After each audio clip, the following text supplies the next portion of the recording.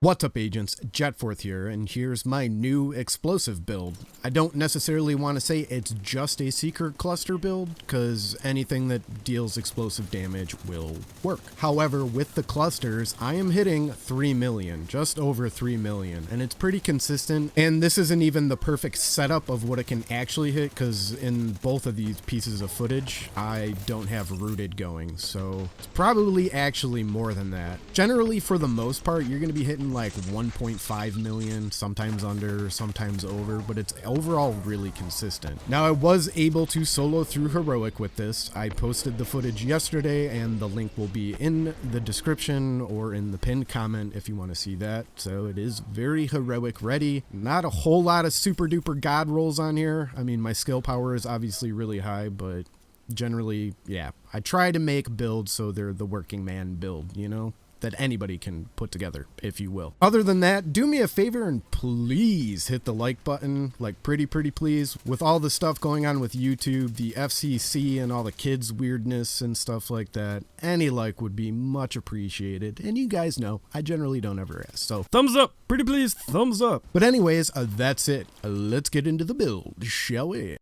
For our specialization, we will be using the Demolitionist. No surprises there, I'm sure. For the Explosive Ordnance, 25% increased explosive damage, affects explosive grenades, skills, and effects. And also Braced for Impact, ignore explosions, can trigger once every 60 seconds, and this did save my life a couple of times in my heroic playthrough. I'm not gonna lie. On to weapons. For my primary, I'm using the Pyromaniac. Now, you don't necessarily have to use this, just any weapon that has ignited on it, but this has perfectly ignited. Deal plus 40% damage to burning enemies. After 2 kills, applies burning to the next enemy you hit. Regular ignited, I believe, is 35%, and it's 3 kills. But this is what we're using to do extra damage and also help proc our BTSU gloves. Since everybody always asks me, how are you procking your BTSU gloves? This is how for this build. Then extra, plus 20% magazine capacity, and then rooted. While equipped and in cover, all skill damage and healing is increased by 25% for 10 seconds. Buff is lost when exiting cover. Can occur once per 60 seconds. Now, generally, I wouldn't go over the weapon mod attachments, but since we're trying to squeeze out every little bit of damage out of this thing so we can get ignited working and to take down the chungas, we're going to talk about them for a second. For the scope, I'm using the EXP53 Halo sight for the plus 8% damage to elites, the sturdy extended 5.56 mag plus 20 rounds, negative 10 reload speed, the short grip for 5% critical hit damage, and then the muzzle brake 5.56 for the 5% damage to elites. But like I said, I want to be able to do a lot of damage to help take out the chungas and to be able to proc ignited. So this is why I went with this. With my trashy aim, maybe I should have some accuracy in there, but you know, it is what it is. For our secondary weapon, we will be using Merciless for brutality. While holstered, landing a shot has a 5% chance to deal 100% weapon damage as explosive damage, which makes sense seeing as how this is an explosive build. And also, if you are going to try and solo heroic with this build, this comes in really handy during that time. But as for brutality, that is adding a lot more damage to our primary weapon because those shots are hitting for almost 100,000, sometimes more depending. One of the questions I get from new players or anybody else, the best way to get Merciless is to either farm Jefferson Trade Center or Grand Washington Hotel. Any hyena boss will drop the Merciless. Sometimes it will take forever, sometimes you'll get it right away. You know, it's just one of those things you got to deal with.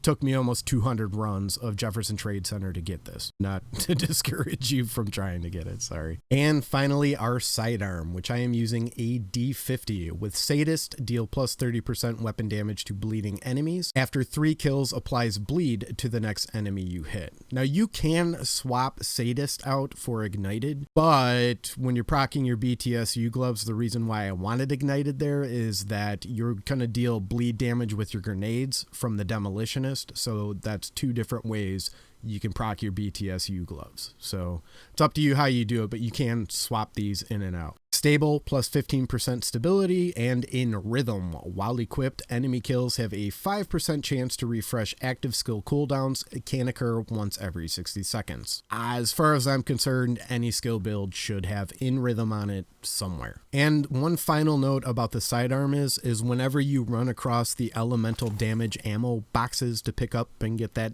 ammo stuff, load it into your sidearm, so that way when you pick up those 30 rounds, that is your third way of being able to proc the BTSU gloves pretty much whenever you want. And whenever you switch damage in the middle of using the BTSU gloves, it'll refresh the cooldown. It'll start it over when you switch back and forth. So there's that note. And on to armor, which hopefully we can fly through because, well, most of the stuff that's going on is with the weapons. We'll be using a Hela Guard mask for the plus 5% total armor, and I'm also using a second piece for plus 20% hazard protection. Attributes, 15,921 health, which is decent, and then plus 54% damage to elites, which I do realize is a high roll and is a bit obnoxious, but seeing as how the drop rates for this are a lot better than what it was before, I'm sure people probably have over what I actually have. Talents, hard hitting, plus 25% damage to elites, and then my utility mod is plus 83 skill power, plus 132 seeker power, and then pulse, we're not using that.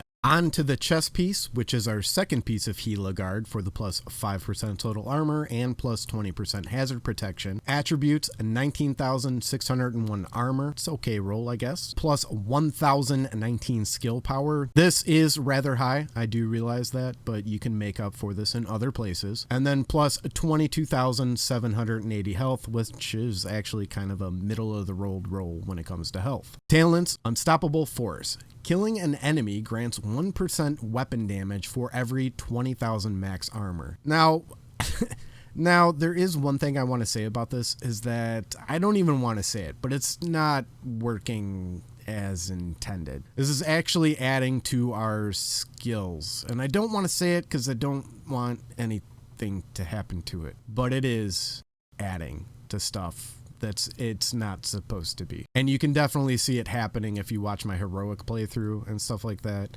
is that is doing stuff it's not supposed to be doing. So seriously, don't tell anybody. I'm not even joking. I almost didn't want to make this video because, yeah, that. However, I am running 271,000 armor, giving me plus 13%, but I'm pretty sure it's capped at 12%. I don't know if they changed that with TU6 and them nerfing it, but that's just kind of how it worked out. So keep that in mind if you're putting this build together, or you are going to. As for the mods on here, I am using one utility mod plus 62 skill power plus 3% explosive damage, 3% extra outgoing healing. Defensive mod plus 3,945 armor, 3% explosive resistance, plus 4% total armor. Very, very important note as of recording this right now. What's today, the 16th? Hey, yeah, today the 16th. The clan vendor is selling this mod right now. And like I said before, looks may be deceiving because it's plus 3,945 armor, but the plus 4% total armor is obnoxious. Go buy a bunch of these. It boosts you up so much. Seriously, go buy them now. He is selling them right now. Then the other mod is plus 4,405 total armor, plus 4% total armor, and plus 1% health. Go buy those mods. Just go buy them right now. Go log in, go get them. On to the holster, which I am using a China Light Industries for the plus 10% explosive damage. Attributes, plus 21% skill haste, which is pretty low for a holster, and then plus a 749 skill power. For the mod slot, it is plus 139 skill power, a 3% extra outgoing healing, and plus 57 turret skill power. Pretty straightforward on this one. Next up, we have the backpack, which I'm using the Alps Summit Armament Percussive Maintenance. And once again, the clan vendor is selling this backpack. Go buy it. I didn't really adjust anything on it other than rolling destructive onto it. So go buy those defensive mods and go buy this. This is a decent roll. I wish the skill haste on it was higher, but you could literally just go buy this to make this build. Jet forth, a man of the people, trying to make builds for everyone. Anyways, the Alps comes with a plus 20% skill haste, the attributes a 19% skill haste, health plus 22,738, talents perfect tech support. Kills by active skills and explosives grant plus 30% skill damage for 10 seconds. Then, like I said, I rolled destructive on it for the plus 40% explosive damage. As for my own personal mod slots, this comes with 2 utility. Obviously, yours will differ. Plus 144 skill power, 1% extra outgoing healing, plus 2.5% explosive damage. Second mod, plus 67 skill power, plus 4.5% explosive damage, and 2% increased kill XP. Who doesn't like caches? Caches. Next up, we have the BTSU gloves, which should be no secret because I already said it like 12 times. I seriously still at this point don't feel like I need to read all of this out. The people who want them know exactly what they do, and the people who do have them know exactly what they do. Still though, the best place to farm these out is from the Camp White Oaks mission or any Black Tusk mission. Any Black Tusk will drop these. You probably have better odds doing heroic missions with them if you don't have them. Camp White Oaks though. Farm Camp White Oaks. For the mods that I have on mine, which again, yours will differ, plus 115 skill power, plus 3.5% explosive damage, 1% grenade damage, plus 77 skill power, plus 4.5% explosive damage, and 1% grenade damage. And for the defensive mod slot, like I said, go buy this from the clan vendor, plus 3,945 armor, 3% explosive resistance, plus 4% total armor.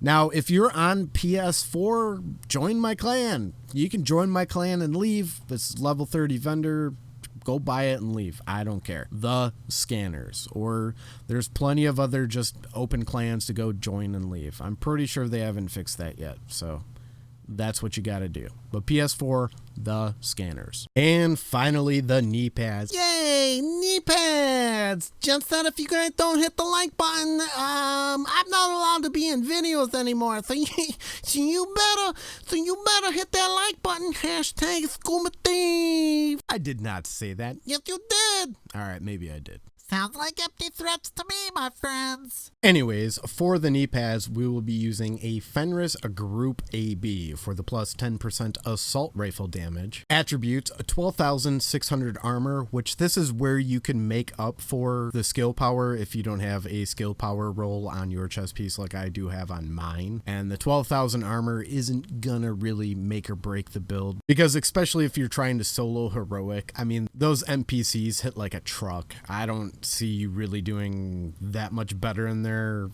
unless you have like 500,000 armor being able to tank, and even then it's still pretty obnoxious. But I digress. Talents, empowered plus 20% skill power. If you have better than me, then you might want to put the skill haste talent on here, which the name of it escapes me right now. And then calculated, kills from cover reduce skill cooldowns by 10%.